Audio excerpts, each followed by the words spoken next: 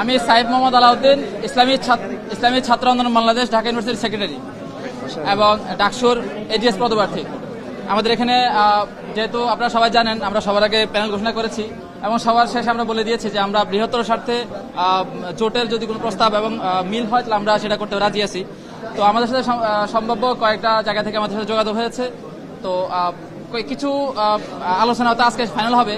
তো এই জন্য আমরা মার্চের আলাপটা হয়তো কালকে হয়তো চূড়ান্ত হবে। আমরা হয়তো দুই একদিনের মধ্যে আমরা আমাদের চূড়ান্ত প্যানেলটা ঘোষণা করতে পারবো। বাকি আজকে আমরা আমাদের যেই সম্ভাব্য যারা প্যানেল নির্বাচন করতে পারে, যদি জোট না হয় তখন আমাদের ওই হিসাবে আমাদের আজকে ফর্ম তোলা হয়েছে, সেই হিসাবে হয়তো ওই হিসাবে আমরা আমাদের তালিকাটা বলতে পারবো। কিন্তু যেহেতু একটা মানে দ্বিধা তৈরি হবে, এই জন্য আমরা মনে করতেছি যে ওই তালিকাটা না প্রকাশ করাই ভালো। বাকি আমাদের আজকে বিপি আমাদের ইয়াসির আরাফাত ভাই, আমাদের ঢাকা ইউনিভার্সিটির সাবেক সভাপতি, আমাদের আসন্ন ডাকসু নির্বাচনে বিপি পদপ্রার্থী নির্বাচন করবেন ইনশাল্লাহ, যদি আমাদের কোনো জোট না হয়। এবং আমাদের জিএস পদপ্রার্থী হিসাবে আজকে ফর্ম তুলেছে ইসলামী ছাত্র বাংলাদেশ, ঢাকা ইউনিভার্সিটির সাবেক সাধারণ সম্পাদক এবং কেন্দ্রীয় assistant secretary general Khairul Hasan Marjan ভাই। তো আমি সাধারণ সম্পাদক ঢাকা ইউনিভার্সিটি এবং এজিএস পদপ্রার্থী হিসেবে আজকে ফর্ম তুলেছি। আমাদের এখানে আমাদের ঢাকা ইউনিভার্সিটির সভাপতি আছেন, কেন্দ্রীয় সহসভাপতি মুন্তাসির আহমদ ভাই আছেন, আমাদের কেন্দ্রীয় assistant secretary general Imran Hossain Noor আছেন। তো এখন সংক্ষিপ্ত ব্রিফ করবেন আমাদের ডাকসু জিএস পদপ্রার্থী খায়রুল হাসান মারজান ভাই। আসসালামু আলাইকুম রহমতুল্লাহ। আমি খায়রুল হাসান মারজান, ইসলামী ছাত্র আন্দোলন বাংলাদেশের সেন্ট্রাল এজিএস এবং ঢাকা বিশ্ববিদ্যালয়ের আন্তর্জাতিক সম্পর্ক বিভাগের শিক্ষার্থী এবং ডাকসু নির্বাচনে আমাদের প্যানেল থেকে আমি সাধারণ সম্পাদকের জন্য আজকে মনোনয়ন ফর্ম তুলেছি। আলহামদুলিল্লাহ, পরিবেশ খুবই ভালো, সবাই ফর্ম নিচ্ছে। আমরা আমাদের পূর্ণাঙ্গ প্যানেলের জন্য ফর্ম নিয়েছি এবং সার্বিক স্বার্থে, শিক্ষার্থীদের স্বার্থে যদি কোনো কোয়ালিশন কিংবা আরও কিছু করা যায় সেটা নিয়ে আমরা ভাবছি। আমরা আমাদের পূর্ণাঙ্গ প্যানেল আগেই ঘোষণা করেছিলাম, এর মধ্যে হয়তো কিছু রদবদল আসবে, বাকিটা আগামীকালকে আমরা পুনরায় আবার ঘোষণা করব।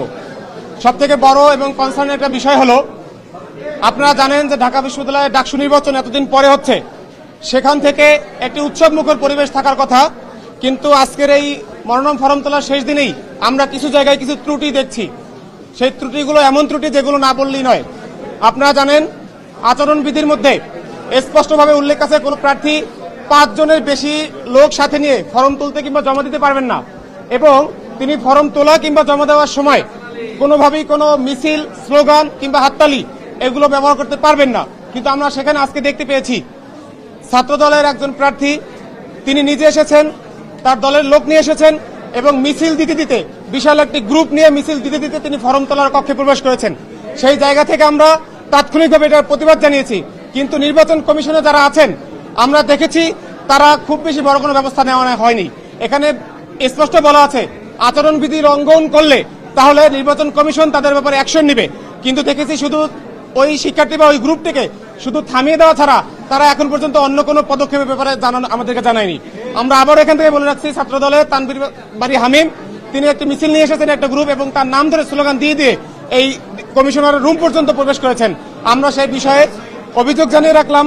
আমরা দেখার অপেক্ষায় থাকবো যে এই নির্বাচন কমিশন কতটুকু নিরপেক্ষ থাকতে পারে এবং তার এই স্পষ্ট এবং দুঃসাহসী যে আচরণবিধি লঙ্ঘন সেটার ব্যাপারে তারা কি পদক্ষেপ নেয় সেটা আমরা দেখার জন্য অপেক্ষায় আছি।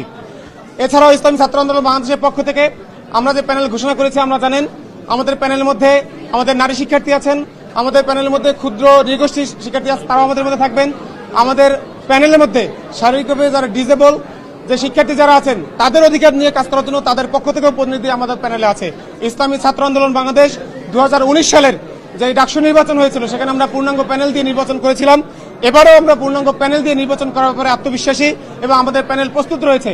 তবে বিশ্ববিদ্যালয়ের সার্বিক পরিস্থিতি বুঝে এবং গ্রেটার গ্রেডের জন্য যদি দরকার হয় আমরা হয়তো কোনো কোয়ালিশন কিংবা ভালো আরো কোনো বৃহত্তম কোনো পদক্ষেপের দিকে যেতে পারি।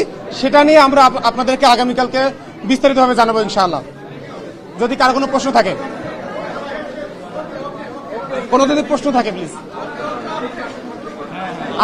আমাদের প্যানেলে একাধিক জন নারী প্রার্থী আছে, আমাদের প্যানেলে 3 থেকে 4 জনের মতো নারী প্রার্থী আছে। কারো যদি কোনো প্রশ্ন থাকে, যেমন আমাদের বিজ্ঞান ও প্রযুক্তি জুহারি এখানে উপস্থিত আছেন। ওকে, ডান, থ্যাংক ইউ। আপনাদেরকে সাথে থাকার জন্য ধন্যবাদ।